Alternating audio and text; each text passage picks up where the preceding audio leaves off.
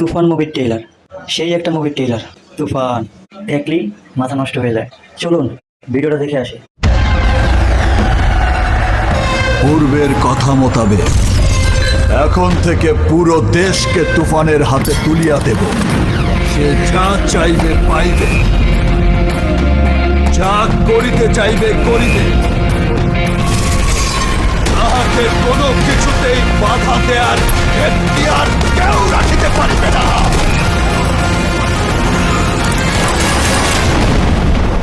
আর এর ব্যত্যয় ঘটিলে